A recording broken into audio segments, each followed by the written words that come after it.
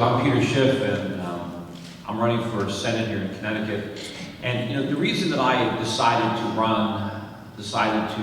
interrupt my career in the brokerage industry here in Westport, is I think the country is really on the verge of a major economic collapse. I don't think what happened in 2008 was it. I think, if anything, that was the overture. The opera is still in front of us. And I really want to get to Washington before the fat lady sings, because I think it is going to be a complete disaster. I think that everything that the government has done in Washington since the beginning of the financial crisis in 2008, everything that they have done has been wrong. Everything they have done has simply exacerbated the underlying economic fundamentals that led to the financial crisis in the first place. And now we're simply trading some short-term gain for even more long-term pain. When our leaders are trying to tell us that the economy is recovering because more money is being spent, they don't understand the source of that spending is debt, and that much of the spending is on things that we don't want, like more government, and the fact that we're going deeper into debt to buy a bigger government is actually further undermining the economy. And I think once we finish spending the stimulus money, we're going to have a bigger hangover and I think a much worse collapse. Unfortunately, I don't think any of our leaders in Washington have a clue how much trouble the country is in, or that it's their policies that are the source of it. In fact, when the financial crisis began, everybody in Washington is pointing fingers at Wall Street or at the banks or at capitalism in general. And their conclusion is, we need more government. That what happened was a failure of a lack of regulation, that it was too much capitalism, too much greed run amok, and that the only solution is to have even more government regulation and more government controls of our economy and our financial system. Well, the reality is that that is what caused the crisis. Yes, a lot of mistakes were made on Wall Street and on Main Street, but Wall Street and Main Street were simply reacting to the incentives that were created by government policy. Incentives that wouldn't have existed if we allowed free market forces to operate. So it wasn't a failure of capitalism or the markets, but a failure of socialism, a failure of central government planning, a failure of central banking. And unfortunately, the bankers and the politicians that created the crisis are continuing to pursue the very policies that laid the foundation in the first place. We're going deeper into debt now to spend money. We're not really having an economic recovery. We're not investing more. We don't have more economic output. The economy's not growing, just our debt and our consumption.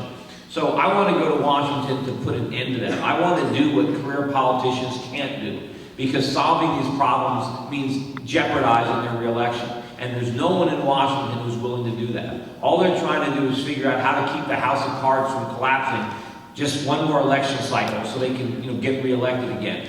I don't want to be in office for another election cycle. I want to run, I want one term in the United States Senate. I figure if I can't do what needs to be done in 6 years, it's not going to get done. We cannot continue to borrow and spend money for another 6 years and think that we're still going to have an economy at the other end of it. Right now, the government is spending almost $4 trillion a year. That means over the next 6 years, 4 times 6, 20 was $30 trillion of spending. Much of that is going to be borrowed. Right now, we are spending $1.60 for every dollar we collect in taxes. That is an enormous deficit that is going to be financed one way or the other by American taxpayers, either honestly through the biggest tax increases in U.S. history, or dishonestly through the most rapid and runaway inflation that we've ever experienced in this country. But either way, it leads to a disaster, and I don't want to just sit by as a private citizen trying to figure out how to speculate or make money off of the collapse. I'd rather try to go to Washington and do something about it before it happens. And it means a lot of tough choices, a lot of things that career politicians are not willing to do. We have to dramatically reduce government spending, not in the future, but right now. And we can't wait until the recession is over to do it, because it'll never end. In fact, it's because the government is so big that we can't get out of this mess. And I mentioned at the debates that we have to make a choice. We either can grow the economy or we grow the government. We can't do both. Right now, we're growing the government. I want to put a stop to the growth of government so we can have real economic growth. And I know that I'm out of time, so I'll catch up to the rest of it on your question. Thank you. Next is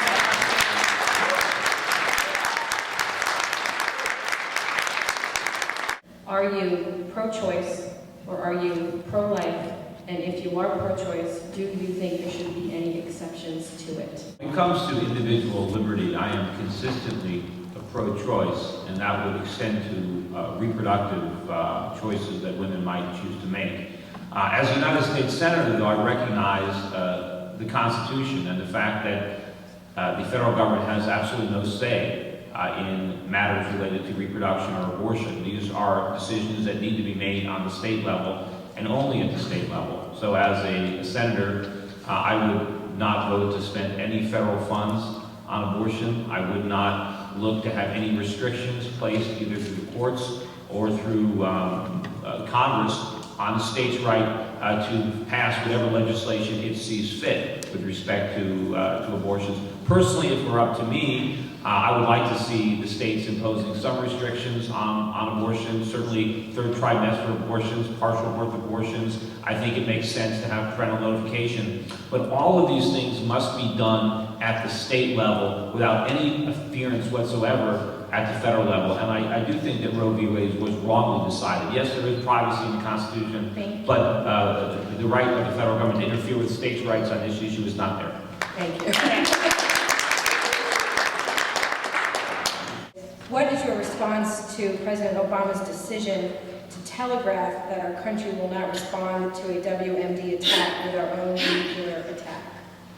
Well, that seems like a very bad thing to do. I mean, why would you want to take that option of deterrence away? I mean, I think it doesn't make any sense to try to telegraph how we would or would not respond and take away that threat. I think obviously it would be something that we would be very reluctant to use, but certainly to try to come out and say categorically that we would never respond.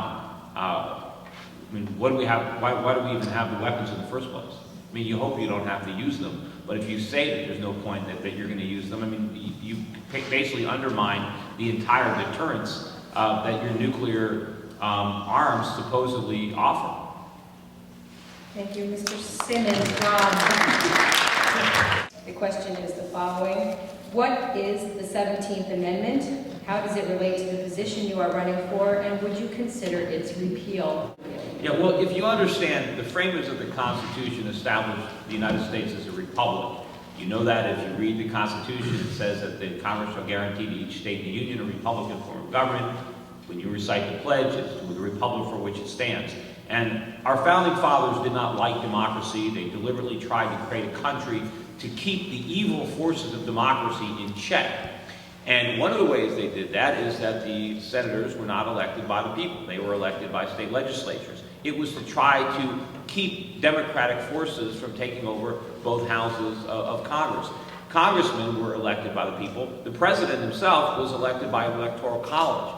And individual states imposed poll taxes, property qualifications, all sorts of things. Of course, women couldn't vote, and men couldn't even vote until they were 21, which, if you figured a 21-year-old in 1800 was probably in the workforce for 10 years. That'd be the equivalent to, not letting someone vote until they were 35 or 40. So I did like the fact that we were a republic and that we didn't have mobocracy. Unfortunately, all those checks and balances over time have been whittled away, and now we have everybody voting for socialist when you vote for me because I'll take money from one person to give it to you. So would I vote to repeal it today? I mean, it's not the highest thing on our agenda, but yeah, anything that we could do to try to have more of a Republican form of government and less of the mobocracy that we have now, I think would be an improvement, and maybe we would have better elected officials as a result. Thank you, Mr. Simmons.